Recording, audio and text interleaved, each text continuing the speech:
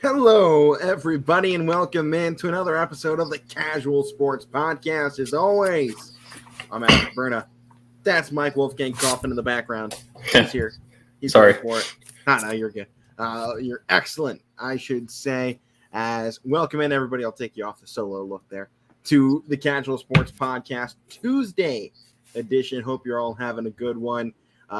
I know I am. First week of classes for us here, Mike, but the sports world goes on. We got Youngstown State playing as well this weekend, so nice to see them getting back out onto the field. We're actually going to talk their game tomorrow on the show, though, so don't give away too much. All right, cool. Let's get into we're going college football pretty much the whole show, I think, on this episode. Week one of the season, NFL's taken off. Today, tomorrow, Thursday, we're giving it to college football. Friday, we're going to bring it back local, do some local football games going on. Pardon me.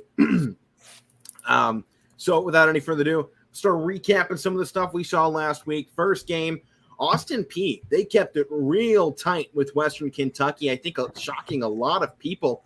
It took a 17-point fourth quarter for Western Kentucky to finally pull away and win this game by only 11.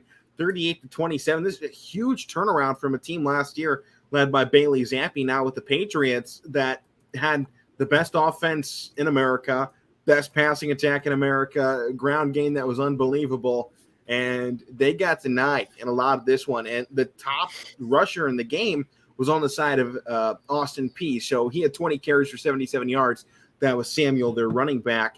And I was really surprised. I only saw bits and pieces of this game, mainly highlights while I was watching Nebraska Northwestern. But Kentucky was only leading 21-17 at the half over PA. P tied it, I believe, right there. Or they not necessarily tied. They got 1 point down in that third quarter, 21-20, thanks to a field goal.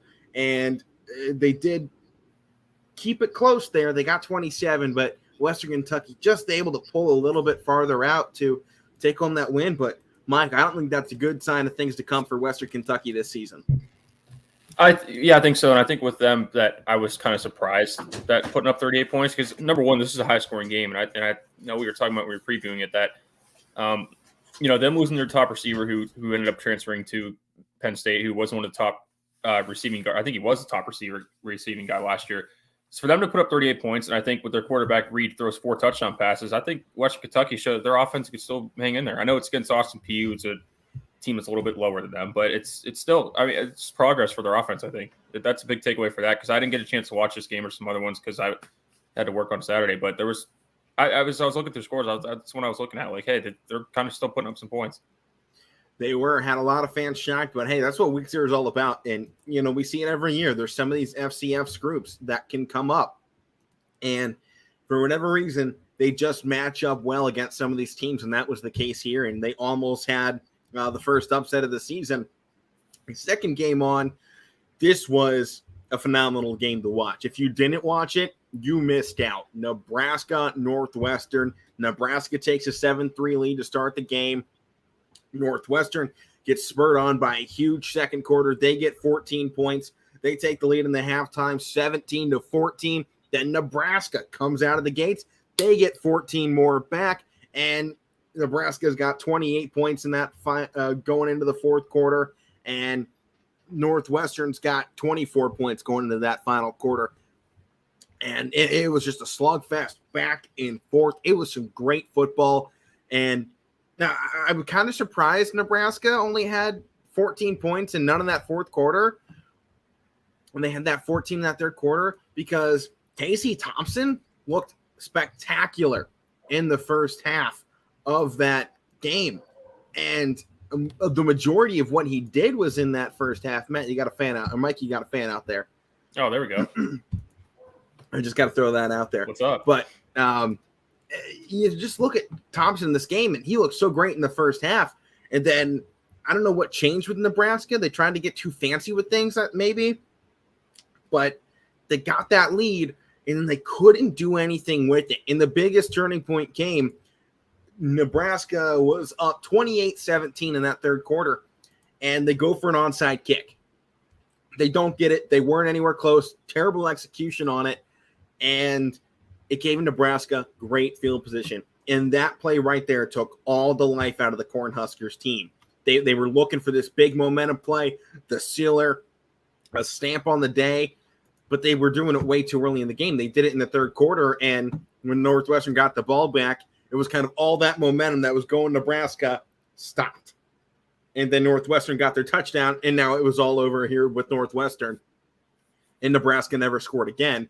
Northwestern goes on to win the game, and Mueller got the game-winning interception just to close the deal. Northwestern somehow made it through this game. I don't know how, because Helinski was playing out of his mind. 27-38 for Helinski, 314 yards and 2 touchdowns. Helinski was a guy last season who I believe played just the last 6 games of the season, had 54% completion, more interceptions than touchdowns, and a QB rating of 101.7. Despite that, he had a lower QB rating, but came out 314 yards and 2 touchdowns, no interceptions. And average yards of 8.2. Yeah, it was a great day. And, you got to give a lot of credit to this ground game, though. Evan Hall, 5.4 yards per carry. Cam Porter, 4.9. Both guys nearly had 100. Hull went over at 119. Porter was just down at 94. Needed probably 2 more carries to get over that bump. And they each put together a touchdown. This is a different Northwestern team. It took them a minute to kind of find that rhythm, but I think this is going to be a better than, the worst team in the Big Ten. I'm not saying they're going to win it, but I was saying Northwestern, they follow this trajectory. You look through the last 4 years, won the Big Ten West, last place. Won the Big Ten West, last place.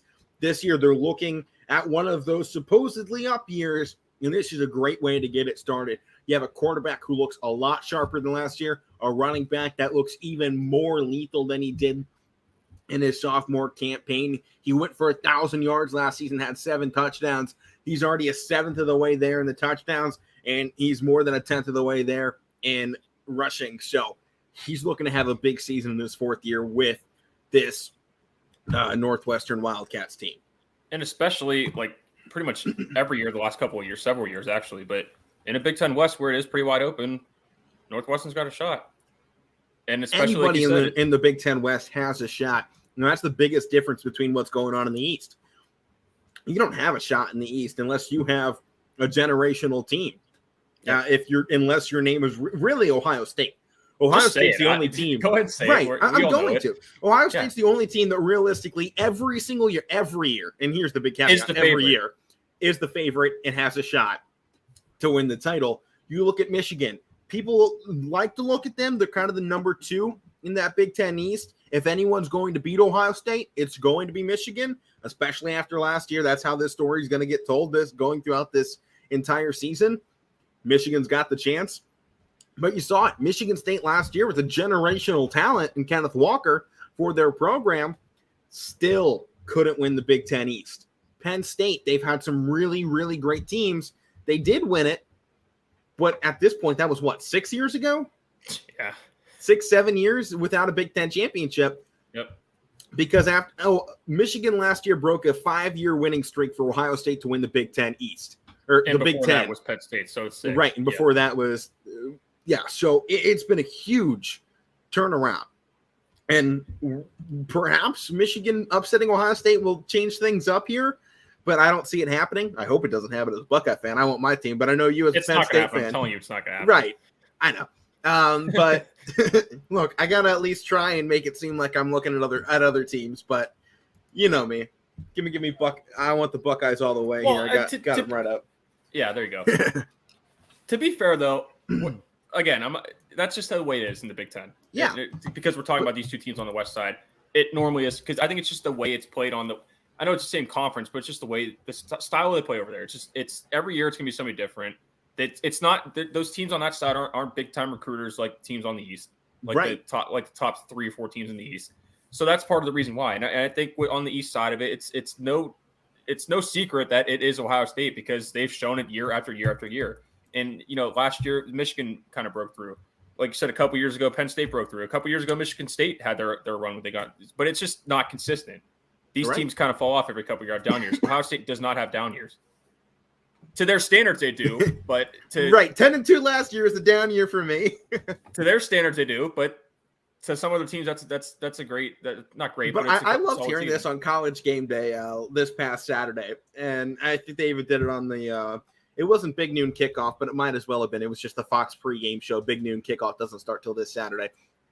Where they both kind of went. We're talking about Ohio State, and they're all going, "Oh man, yeah, it was such a down year for them. They went 10-2, won the Rose Bowl. It wasn't.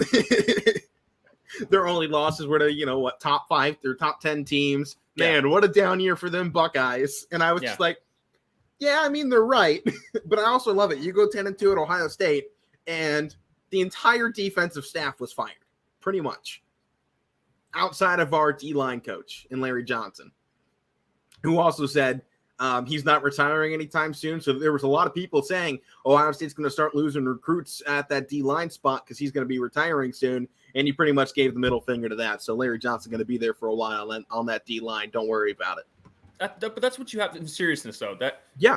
A lot of people look at it like, oh, that's not a down year. But like you said, I think teams need to start establishing that culture where we need to get used to winning. We need to be used to success. And we need to be in situations where, if we lose 1 or 2 games a year, because like I said, I say all the time, that's what it comes down to. You're going to lose. Teams are going to lose. You got to be. There's only a handful of teams, 3 or 4 teams, like we say every year. Alabama, Ohio State, sometimes Oklahoma, some other teams you can throw in. Georgia. That's Georgia. That's the thing. If you lose 1 game, you might get by with it, but you lose 2. That's how hard it is in college football. So, like I said, 10-2 is not a bad year, but I think teams like Nebraska, because I was just going to bring this up with them. Go for it. Another disappointment with them because it's against good teams and bad teams. They can't win, and they get that close. I think teams and these two in this game especially, some other teams on the West, notably my team, you need to get that mindset where you're used to winning, and if you don't win, it's not successful.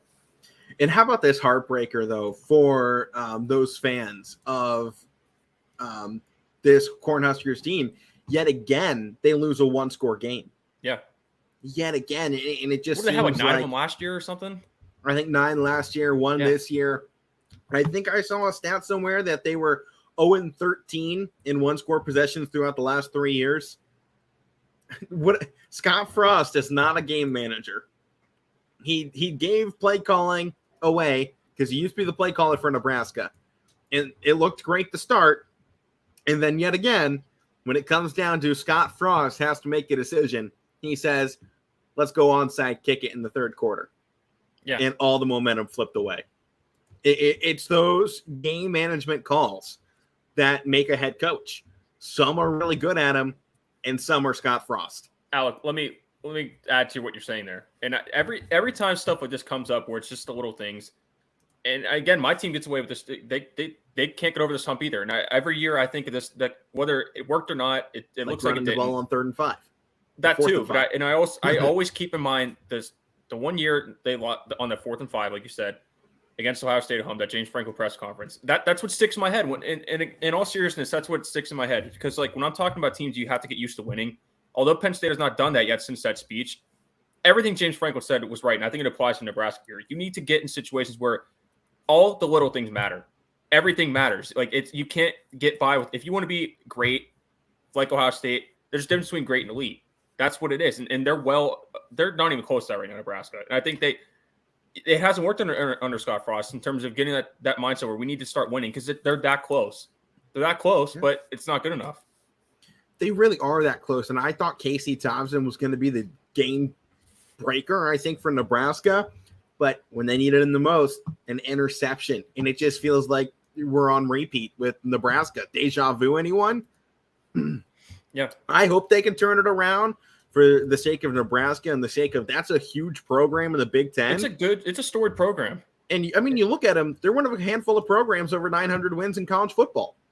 They are an elite, right? Multiple national championships. They're an elite program, and since their move from the Big 12 to the Big 10, they've been next to nothing, and that sucks. I mean, and I don't want to see this continue when we got USC and UCLA coming in, and I mean, you look at their last 10 years, they haven't been anything either. You could look potentially at the Big 10. I don't know how they're going to reposition things, but you're going to have, 3 massive programs in the Big 10 West that all suck. Yeah. I mean, we'll see if Lincoln Riley can turn USC around, but I mean, is this not just the same USC experiment we keep seeing every handful of years? They bring in some big name coach, try and turn things around, and ultimately go nowhere. I mean, they're making big change-ups now, moving to the Big Ten, and that might help. But, I mean, is this going to be enough for them?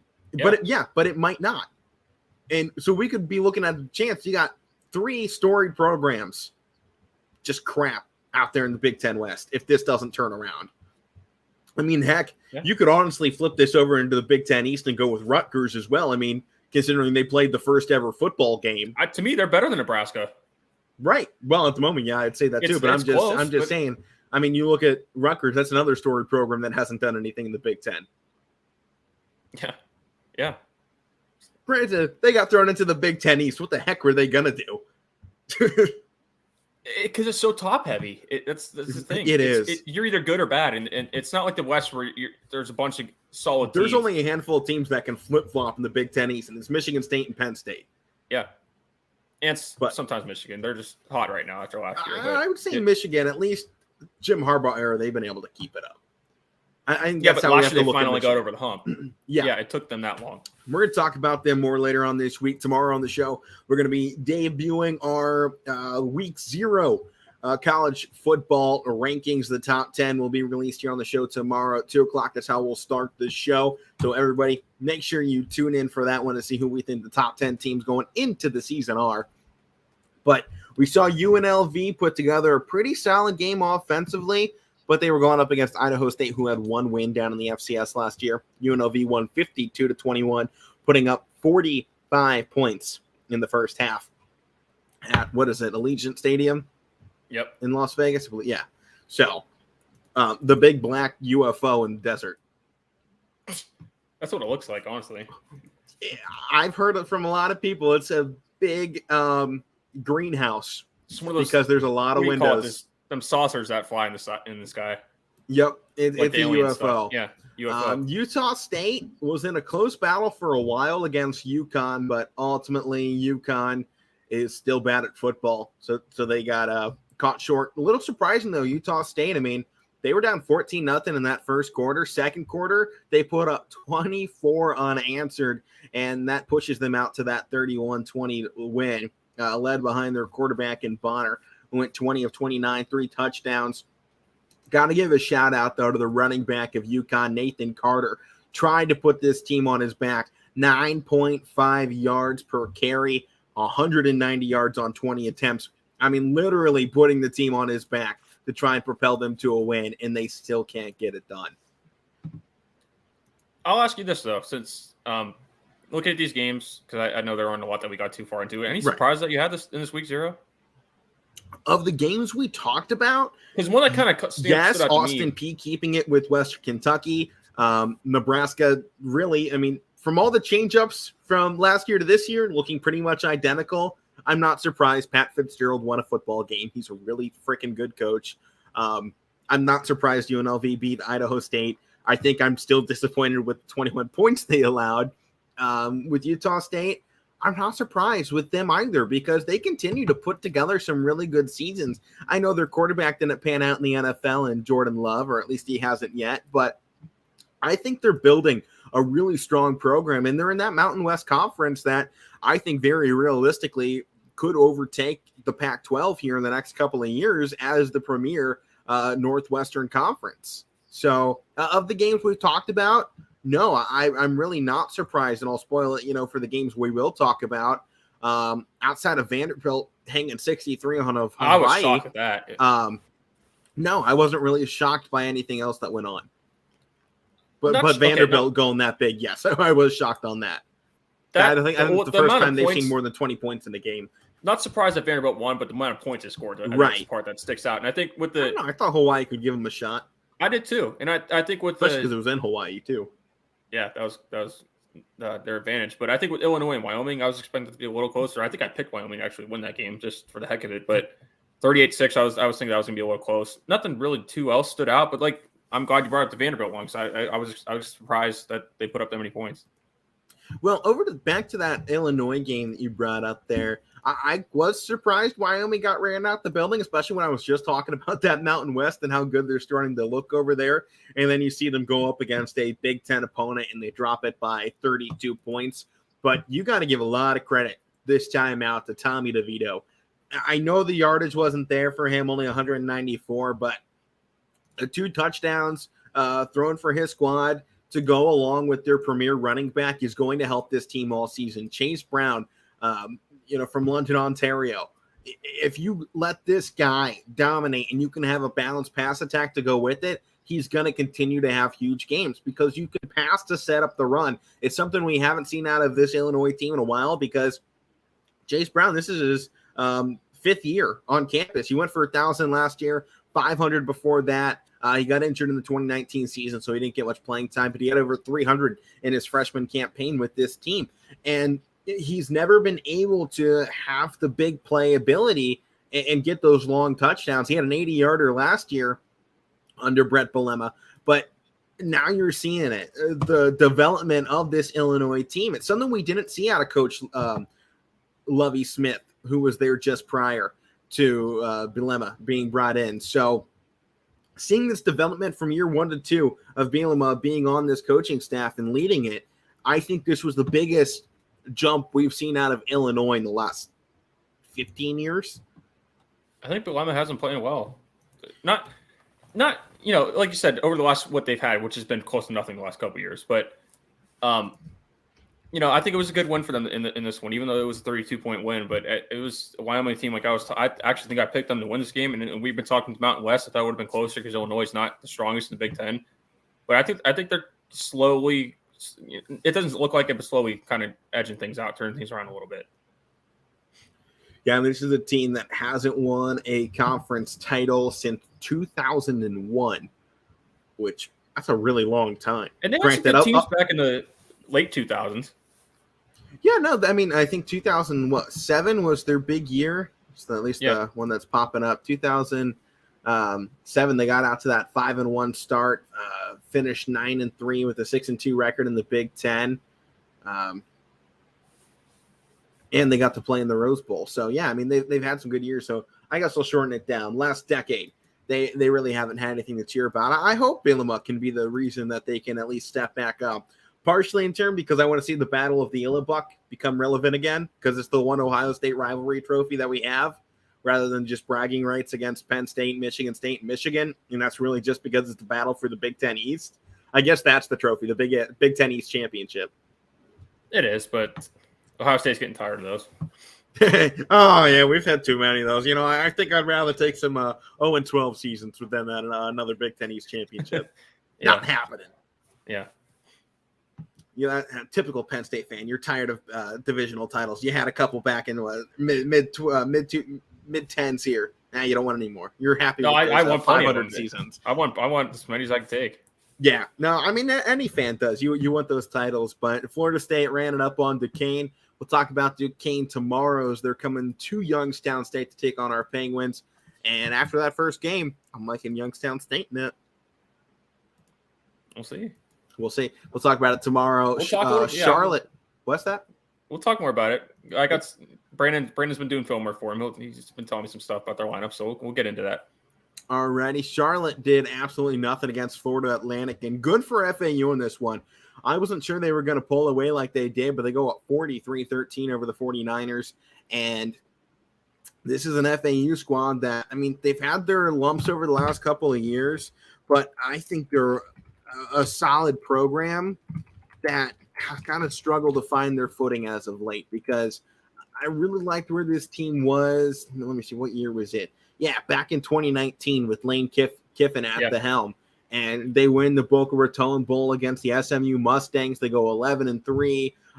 They were 11-3 twice under Lane Kiffin. 2018, though, they did go 5-7. They had that down year. But after so many losing seasons, they got back to it with Kiffin. And, you know, it was also Kiffin's second chance. That was kind of his second hurrah after leaving Alabama as an offensive coordinator. Kind of got the shaft after, you know, coaching with the Raiders, Tennessee, then USC. And after the failures of USC, got sent to Alabama to be an offensive coordinator, QB coach, and spent his next time at the Florida Atlantic. And that rebuilding and learning how to get back to your roots got him the job at Ole Miss. And I'd say Ole Miss has been building pretty well under Lane Kiffin. But now you bring in Willie Taggart in the last two seasons, a combined 10-11 record.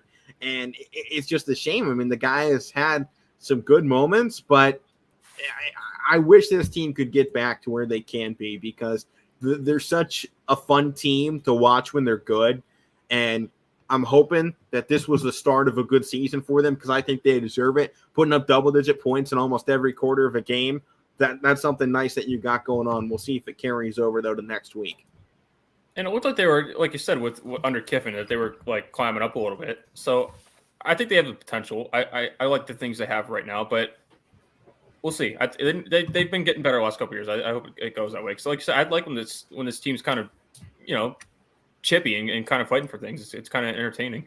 Those bowl games. They travel to Athens to take on Ohio this coming Saturday at 6 p.m. So we'll be interested to see what they can do. I'm taking the Bobcats in that, though. You know it. Ohio homer. Yeah, got to be. How can you not be an Ohio homer if you're born in the state? Plus, my mom went to OU, so. Oh, there you go. You got reasons. I got ties. North Carolina took down Florida A&M 56-24. I rang the upset bell and it didn't pay off. I'm sad. Neither one of the upsets I wanted happened. Florida State beat Duquesne and North Carolina beat Florida A&M. A little disappointed by that. It was realistic though. But I think you got to shout out this new quarterback, UNC, Sam Howell's replacement, the freshman, redshirt freshman that is, in Drake May. Comes in 294 yards and 5 touchdowns. I know it was against a subpar opponent, but this guy fits the bill. A 6'4", 220-pound quarterback out of North Carolina. I think maybe the biggest part. So I don't think you're going to have to worry about him transferring if he has a great season with this UNC squad. I think Drake May keeps this North Carolina team in the mix for an ACC run. I'm not saying title appearance, but I think he can help him out. I mean, if Sam Howell couldn't get this team into, you know, an ACC championship, I don't know if Drake May can, but I think he's got a lot of similar talent. And I think as going into his second year, I'll say, as a redshirt freshman, I think he's got some a big upside looking his way if he's already putting numbers up like that. I know against a subpar opponent, but still doing it in Chapel Hill is going to excite a lot of people. Okay, I know it's against a lesser opponent, but you still have to go out there and do it, and he did it. And I think what they were even talking about, I saw bits and pieces of this game when I had a chance when it came on, that, you know, obviously losing a guy like Sam Howell, you're going to think, oh, it's going to be a setback. But sometimes you don't pay attention to the guys that are behind them and see what they can do. And I think that's, again, albeit against a lesser opponent, but that's still credit to Drake May for having a performance like that. Because, and I agree, even seeing some things like that, hearing some things about him, if UNC could at least be in the conversation, like I said, I don't know about making a run or being in that conference title game, but if you could be in the conversation your first 4 years of start, that's pretty good. Yeah. So now moving ahead, looking at this next week of games, we have our first one Thursday night, 7 p.m. action on ESPN as the top 25 ranked Pitt Panthers take on the Mountaineers of West Virginia. Mike, I know you like this rivalry they have, and you like it when Penn State's involved in it too, obviously. But even Notre Dame too. Yeah, and Notre Dame. I want to hear your thoughts though on this Pitt team going into this season. I know they're your rivals, so I'm hoping maybe you can break them down a little more. A lot of people hyped up on what Kadon Slovis could potentially mean for this Pitt Panther squad. Well, obviously I don't follow them in depth, but it's, obviously we talked about in the preseason about losing their top guys, a pick going to draft and Addison leaving. Those are big losses, but again, we'll see what Narduzzi could do, because I had my questions before the last year about him as his future with Pitt, but then he had the year last year. We'll see what he could do this year with losing guys like that, because it's going to be tough to fill him. We just talked about Sam Howell replacing a guy like that. It's tough. So I think that I still can get some talent on this team. Obviously, they opened up the season at 17. And just this matchup overall, I even though I don't like Pitt, sometimes I don't like West Virginia because they're part of that three-team rivalry that I talked about. But I love the confidence Narduzzi has winning this game. He keeps talking about we can't stand these guys and we want to beat them. And I love that when you talk about rivalries. We talk about it with your rivalry too. I can't wait for this one because they haven't played this in like over 10 years, so it'll be fun to watch it. But with Pitt this year, I like them at home, but I think West Virginia's they're playing with house money this year, I think, too, a little bit, because they're not what they have been the last couple of years. They've been kind of overlooked. Pitt was in that category before last year, so I think it's going to be a fun matchup. The one thing I'm surprised about this game with how much people are talking about Pitt and Kadon Slovis and this unit and their potential to win the ACC, ESPN's FPI match predictor gives Pitt a 78.1% chance to win the game, but the spread is only set at 7.5. It's slim because it's a rivalry game. Right. But I also think when you have a team that's this really great, there's this much separation between it, even in rivalry games, which I know are normally closer, to see West Virginia given that much of a shot, I think there might be a team to watch out for. The other part of it is I think people are overreacting to Kadon Slovis because he's been on a team that doesn't have any talent before, and it's where he's been the last 3 seasons over there in USC, and his best year was 2019. 2020, he fell off. 13 less touchdowns, only 2 less interceptions. 2021, he had 6 less touchdowns and more interceptions than he did in his prior season. He's an average quarterback that I think is getting a lot of hype. He's been playing out there, in USC. He's from Arizona. How is he going to react to some of these cold weather games? He didn't have to see it in the Pac-12. Not that often, unless he was going up to Washington or Oregon or Washington State, which, that's 3 games out of a year. This is a guy, 1, you don't know how he's going to react there. 2, he has 1 season, so even if it is good, it means nothing for Pitt football other than 1 good year, which I still don't know if that's going to happen because they don't really have a great set of skill positions.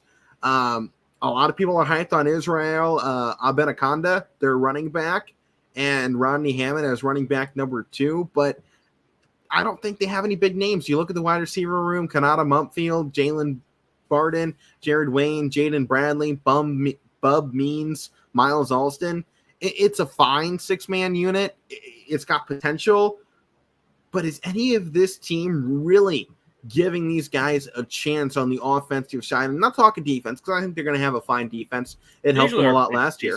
Yeah. But I don't know if they have an offense this year. And I know everyone's hyping Slovis. I don't know if I see it.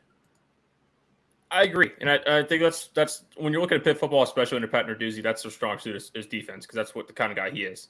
Offensive side, that's like I said, I know last year they had a breakout season, but those 2 guys aren't there anymore. So a lot of question marks, young receiving group. I'm not writing them off. We haven't seen anything of them yet. But like you said, that's a part you're looking at, especially on their offensive side, with their skill group that you're looking at, like, is this team going to be able to produce? Because we know they're going to not be great on defense. They're going to get stops when they need to. It's going to come down to scoring the ball, and are they going to be able to do that? I think it's the big question with Pitt this year. I think they got a lot of questions going into the season, and did they lose their top running back from last year as well? I forget who it was. I know that. I'm looking it up now. I'm going through a whole massive roster, though. I can picture him, too. I just can't remember his name. I don't know. I can't see who they had last year. But I don't know. I'm taking them in the first game. I'm not confident behind the pick, though. Oh, we're doing picks now. Yeah, man, we're back into it. Got to make This your one's pick. tough because I don't like either team, but Right. since I got my Pittsburgh hat on, I guess I'll take Pitt. Why not? Ooh, all right. Surprised to see it. Why not? We're going to clip that, and if Pitt ever replaces Penn State, I'm going to replace the clip. Oh, yeah. You're gonna have to do that, but Right. I think it's an intriguing one, and I'm not writing West Virginia off. I think they have a real I'm chance. not either. It's West Virginia. They haven't been good since Will Greer. I'm not counting on them until they show me they can do it. I hear you. Next game, though, this one, I'll hand this over to you, let you talk it up. Penn State taking on Purdue, Thursday night action, 8 p.m., and Penn State only a 3.5-point favorite against the Boilermakers. I'm actually surprised at that.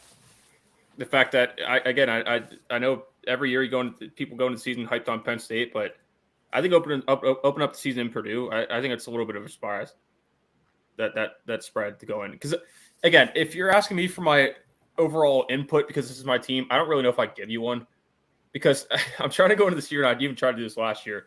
I'm even trying to do this with the Cowboys too. Level-headed and not getting a little level-headed too because excited. I'm just going to see where it goes. I haven't even read or listened to too many previews this year because I just want to see where it goes. That's all.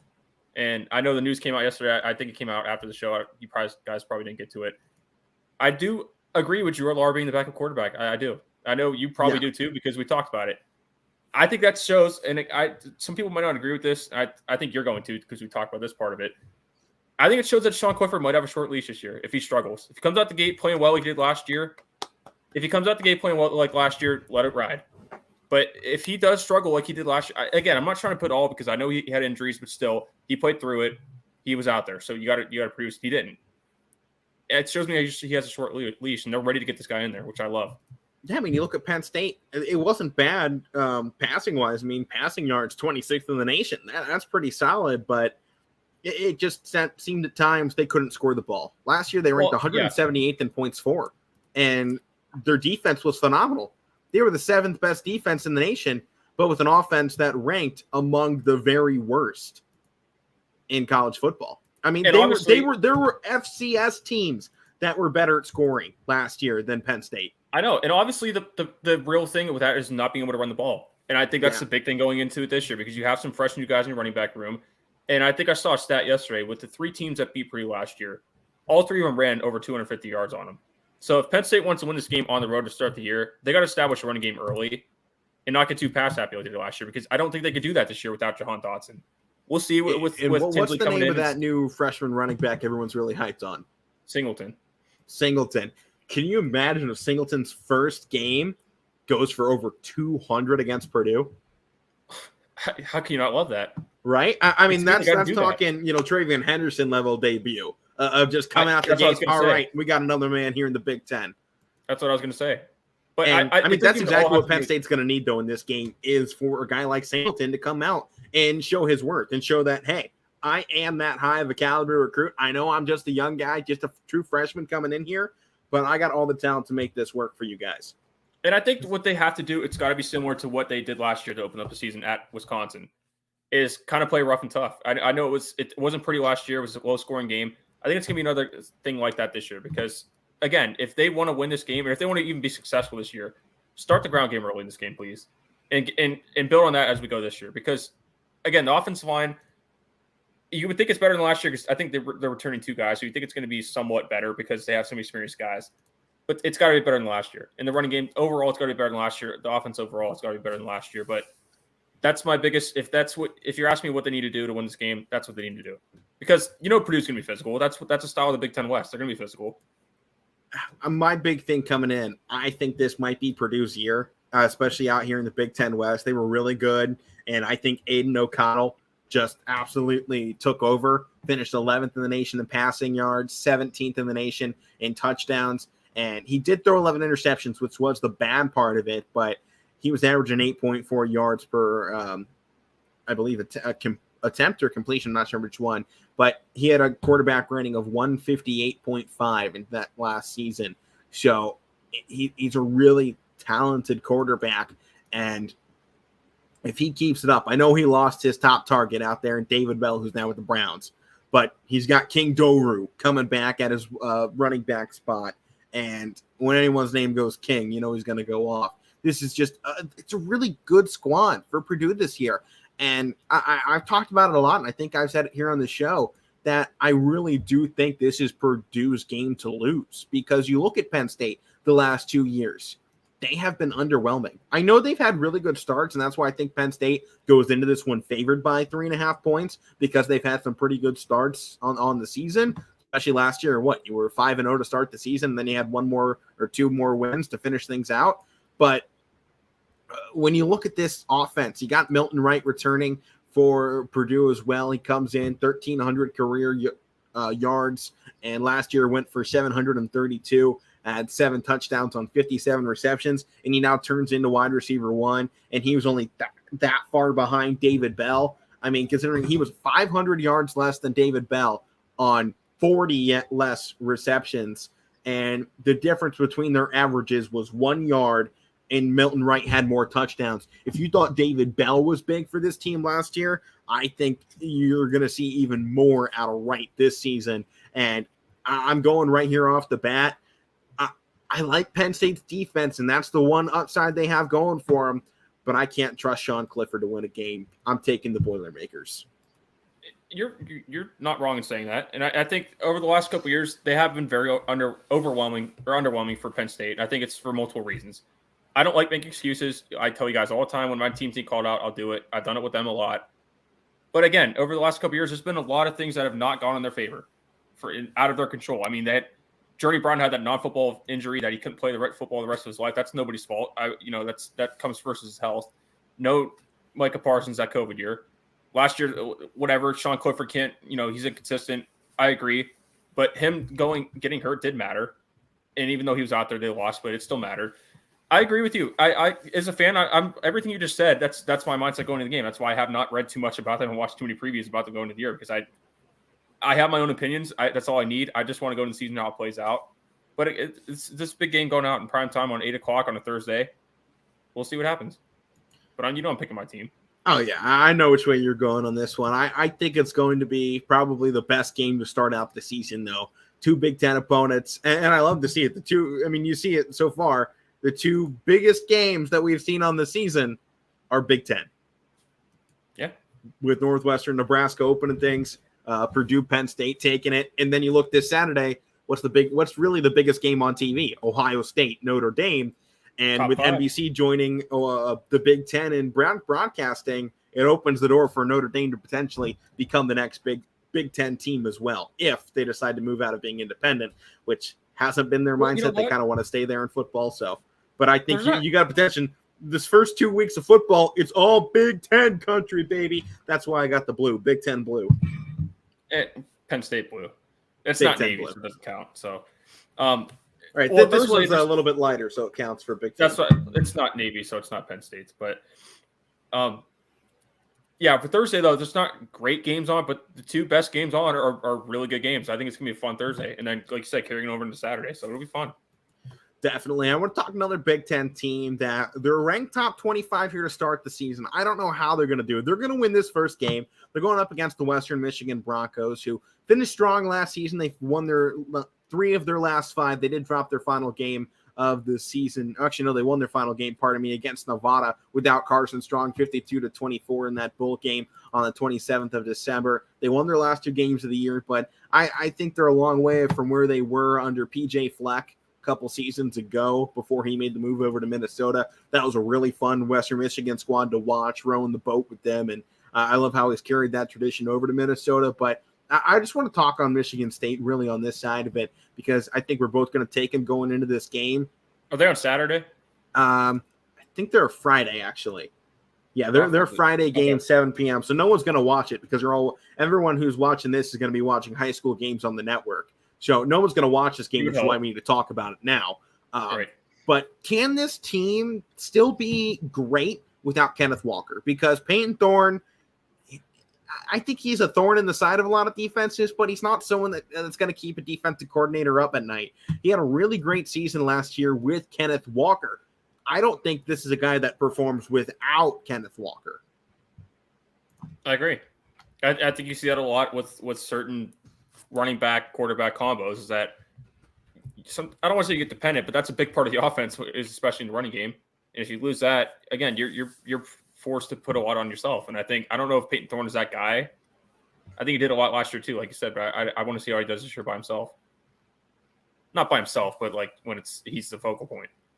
Yeah, and I'm trying to find who they have going into this year as their starter, or at least who people are saying is going to get that job. Can't really find a good article on it, of course, but I think this is a really interesting year for Michigan State because you got Mel Tucker, who got the big gig, got the big contract after last season.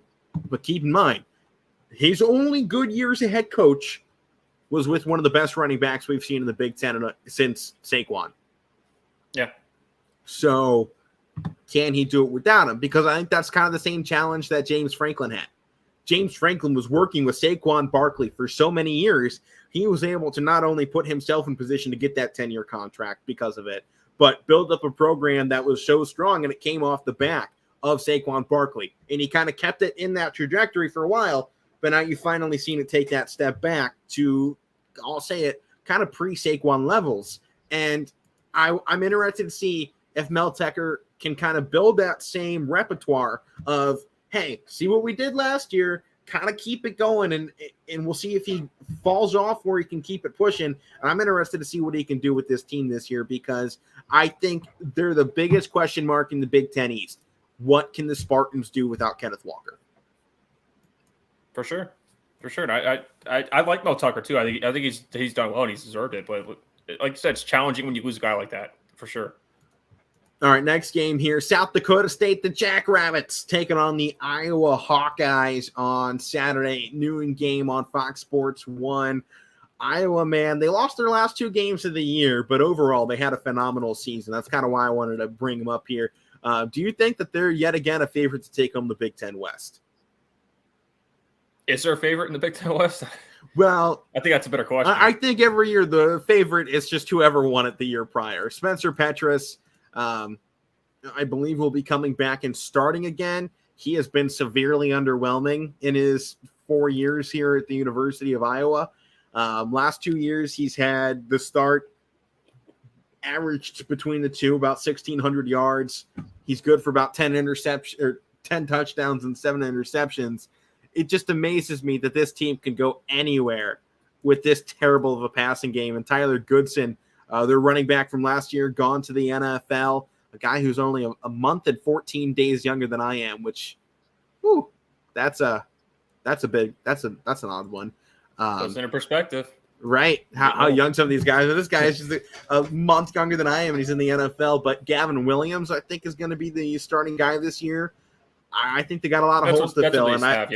And I don't think Petras is going to really hold down the fort very much for him. What do you think of this Iowa squad? If I was going to do it this year and win the Big Ten West again, it's going to be on defense. That's how Iowa is, because that's how they were last year. Their offense was nothing special last year. No. They're just good defensively. Don't get me wrong, Goodson was really good, though. I mean, he had 1,300 yards. Right, but even when they were ranked in the top, I think, they got as high as top 5 or something like that at one point, yeah. Even when they were up there, people are looking at them like this. It's not, again, their offense was solid, but it's like that's not what's winning them games. It was their defense that got them ranked that high. Again, I think that's what, if they're going to, maybe they are the favorites because, like you said, they won it last year. I don't think there is a favorite going to this year, but if they're going to do it again, that's going to be that's Iowa football is their defense. Yeah, it is. And I mean, I guess we'll see how that kind of pushes through again. I'm trying to see where they were last year. They were 19.2 points per game, which put them, I think, inside the top 20, I believe, maybe top 15. But it's going to be the defense. We know that. And they're going to have a good tight end probably and a strong run game. I think they beat the Jackrabbits here in the first week. Jackrabbits a good team down in the FCS, but I think there's a reason they haven't jumped up to the FBS level. They've had a couple near upsets, I believe, but I don't think they pull one over the Iowa Hawkeyes this season. I got Iowa. I am concerned about what direction they might go in, though, this year. I don't know what they got. That's my view on them going into the season. I think they take this game too. I think their defense is probably too much for the Jackrabbits to kind of get past, but we'll see. Jackrabbits, they're a good team in our conference. We know that, but yeah, that's kind of why I wanted to point a potential upset alert going for Iowa. I will say a potential upset alert. I'm rooting for it for sure. I'm putting the upset warning label on that one. It's not bellworthy though. It's not bellworthy, but when you're watching the Weather Channel and they're like, "Oh, tornado watch in this area," they start highlighting the warning label on it. I'm slapping that warning label on Iowa. I think there's a lot of potential for that upset right there. But next game, I'm interested on this one. Appalachian State hosting the Tar Heels of North Carolina. North Carolina is a 1.5 point favorite to win this game over App State. Let's go, Drake May. Let's get it. Drake May needs to go off. And I think only because of how well he played against FAMU, I think I'm taking the Tar Heels, because I think otherwise, 99% of the time, I think I take App State. But I don't know what they have quite yet. And I just saw what Drake May did against something that I didn't know about. So I'm going Drake May because I really want to see him turn Chapel Hill into a football school. To see a guy like that after his first performance go out there and turn himself into a near campus legend in one day. Can you imagine what he does if he does it again? Especially after the guy like Sam Howell before him, but right, who was a top level talent, but only ever got them to 7 or 8 wins. And I don't want to say it didn't have anything around him, but probably could have improved around him too. But everyone was going, it's Sam Howell, and you go, what else does he have? I don't know. It's Sam Howell though. That's why I think last year, that's why I fell apart last year, is because things went south. But again, it was good starts though for them, kind of like Penn State. Great start against the subpar talent, and then they fall apart once they got into ACC play. Right. I really want to pick App State, and I think I'm going to. We know Matt would be taking App State all the way. He'd be screaming Mountaineers from the mountains, pun intended, if he was on this broadcast. So I really think UNC's got some momentum going. And I think it's funny. I don't think I picked UNC at all last year with Sam Howell. And of course, game 2 on the season, I'm taking them, and they got a new quarterback. So we'll see how it pays off on my end. But I do like this Mountaineers team. And I mean, I've kind of said the last couple of years, I really like the way they've kind of turned around this system since they made the move to the FBS. I think that they are one of the best young programs we have. When you look around at the top programs that made the move from the FCS to the FBS, I think this is probably the best of the best. And coming in, they got Chase Bryce for his 5th year now, and he's coming off a 3,300-yard season last year with 27 touchdowns and 11 interceptions. This dude, he's the real deal. And if anyone's going to pull this upset, it's Chase Bryce.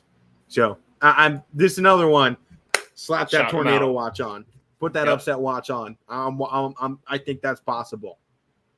This one, it's a top 25 matchup, but it's gotten almost no attention. The spread hasn't even been dropped for it. Saturday game at 3:30. The Bearcats of Cincinnati ranked 23rd, taking on the Razorbacks of Arkansas ranked 19th. Now, this game, I think, interests me a lot because I think everyone has written Cincinnati off. Desmond Ritter goes to the NFL. Sauce Gardner goes to the NFL. Who do they have?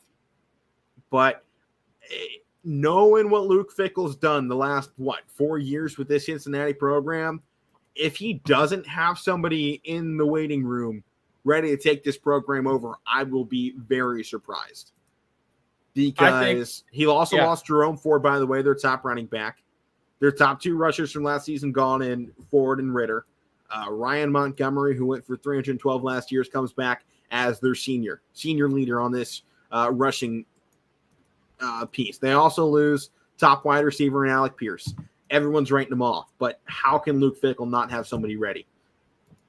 Well, that too, and I think certainly since he's been there, especially last year, but I think Luke Fickell, if he hasn't earned your trust, I think he's earned mine. It sounds like he's earned from what you're saying off of that part of it. But yeah, again, I think every year we just talk about with North Carolina, when you're going to lose people in college. It's not like people are not going to be there forever. It's not the pros. Whether it works or not, there's always somebody that behind them that could potentially make a run. So just because they lost some guys, we don't. Mike, I will say they lost more than just some guys. When you look at who they lost, that's pretty much our whole team. But well, yeah, Curtis Brooks, their top sack getter, gone. Joel Dublanco, second in sacks, gone. Darian Beavers, third in sacks, gone. Malik Vaughn does return, their fourth leading sack guy from last year, 3.5 sacks. Sauce Gardner gone. Wilson Huber, I believe. Oh no, Wilson Huber does come back. So they lost a lot on the defensive side. Their offense doesn't have much better. But yeah, go ahead. I'm not looking at them like a college football playoff team like they were last year. That's not what I'm saying. No. I still think they'll be a good competitive team in the American. I think that they could. I still think they win the American. Yeah. And I think Luke Fickell, I mean, keep in mind, we're going to stop looking at this as an American program here very soon because they're about to become, in the next 5 years, a Big 12 program. Right. If that's not going to attract recruits, I don't know what will for this team because college football playoff, they're breaking barriers, they're shattering glass ceilings, and you're looking at a team in Cincinnati that has drawn national interest to a different team in Ohio that's not named Ohio State. I don't know if you can do that in any other state. In Alabama, for instance. Auburn, kind of, but when you talk, I honestly forgot Auburn was in Alabama until I was bringing that up. It's one of those places, it's like, who else is there? Georgia. It's Georgia football. I know they got some other teams, but who cares, right? Just like Ohio has a ton of teams, but Cincinnati, really that one of those first lower level teams that garnishes that national attention. And I think that's all Luke Fickell. Luke Fickell's going to have this team ready. Going up against Arkansas is a huge uphill battle, though. It's going to be very hard to go in here and win it. I believe it's in Cincinnati. It's in Arkansas. Oh, no, it is in Arkansas. Yeah. So it's going to be even harder. Going to a big environment. KJ Jefferson will be the quarterback yet again. I mean, when you have such an experienced guy, it's going to be hard. And he's such a dual threat man as well. Cincinnati also loses, their defensive coordinator and Marcus Freeman to Notre Dame. Luke Fickell's got a lot of rebuilding. And I think when I was originally putting together, my predictions for the season, I think I had this Cincinnati team winning it. Yeah, because I have them undefeated. I think with how much they lost, it's going to be close. Oh, you got to pick them now. You had 12-0 up there. I think it's going to be close. I think KJ Jefferson might go off for a career day, and I have no idea who's going to be the next man up for this Bearcats team. Not a clue. But I never doubt a Buckeye, and Luke Fickell's a Buckeye till he dies. Give me the Bearcats. You got to squeeze that in there. It's a Cincinnati team. Cincinnati team, but Luke Fickell's a Buckeye. I know. But I know I just talked about, when you lose people, it's all about finding people behind it. But I don't know what's behind these guys, and we haven't heard too much. Arkansas still has a guy in KJ Jefferson, so I'm gonna take him to that because I think he's gonna have a great year. So I think I talked about when we were talking Arkansas. I think they're gonna have a good year. KJ Jefferson's gonna have. I think he's gonna have a better year than last year even. So I'm going to Arkansas. Yeah, I think that's a fair one. I really wanted to pick Arkansas, but, as I saw it, I put Cincinnati at undefeated. So until that gets proven wrong, I think I at least have to pick that direction until it goes the other way. I think I got to do that with all the undefeated teams I pick. Got to back it up. Got to back it up at least until it falls off. That I'll pick against them. But that's going to do things here for the Tuesday edition of the Casual Sports Podcast. I've been Alec Caverna. That's Mike Wolfgang. Power Hour coming up next on your sports network. We will see you all tomorrow as we drop college football rankings here. The top 10 coming out. Almost wanted to say playoff rankings, but not yet. That comes out in a couple of months. But we will see you then. Peace out.